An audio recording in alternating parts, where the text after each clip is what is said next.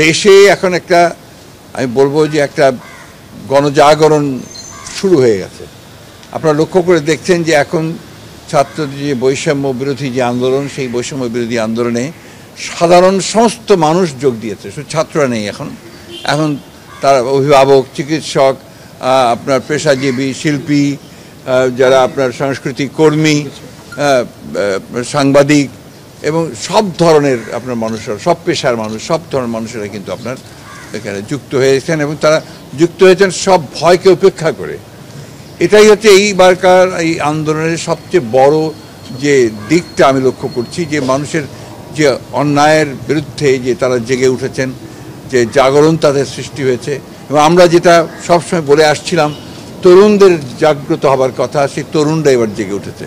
এই জন্যই আমরা অত্যন্ত আশাবাদী এই কারণে যে তরুণরা যেখানে জেগে ওঠে, ছাত্ররা যেখানে জেগে ওঠে, যুবকরা যেখানে ওঠে, সেই আন্দোলনকে সে পরাজিত করা কারো পক্ষেই সম্ভব না। আজকে এই ভয়াবহ দানবীয় যে ফ্যাসিস্ট সরকার, তারা যেভাবে হত্যা করেছে আমাদের সন্তানদেরকে, এটা অবর্ণনীয়, ভাষায় বর্ণনা করা যায় না। শত শত ছাত্রকে তারা হত্যা করেছে।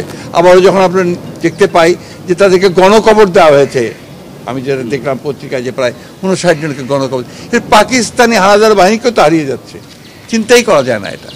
তা আমি মনে করি যে আপনার এই আন্দোলন তার বিজয়ের দ্বার প্রান্তে এসে গেছে এবং বিশ্বাস করি ইনশাআল্লাহ এই জনগণের বিজয় অবশ্যই হবে, ছাত্রদের বিজয় অবশ্যই হবে। মাননীয় মহাসচিব, বিএনপি সহ অন্যান্য ডান বাম এবং ইসলামপন্থী রাজনৈতিক দলগুলোর কথা বলেছে এবং তাদের সবার সহযোগিতা চেয়েছে আর কি।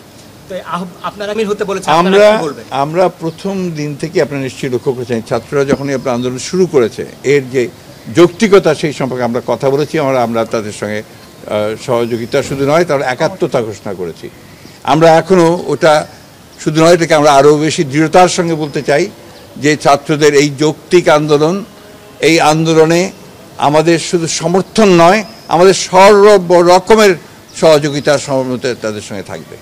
এবং যেহেতু তাদের আন্দোলন এটা, আমরা একটা রাজনৈতিক দল হিসাবে আমাদের যে দায়িত্ব কর্তব্য, সেই দায়িত্ব কর্তব্য আমরা পালন করছি, আমরা করতে থাকবো। এবং আমাদের সমস্ত দেশের সকল নেতাকর্মীকেও আমরা এই আহ্বান জানাতে চাই যে ছাত্রদের এই যৌক্তিক আন্দোলনে সকলের সর্বাত্মক সহযোগিতা প্রদান করা।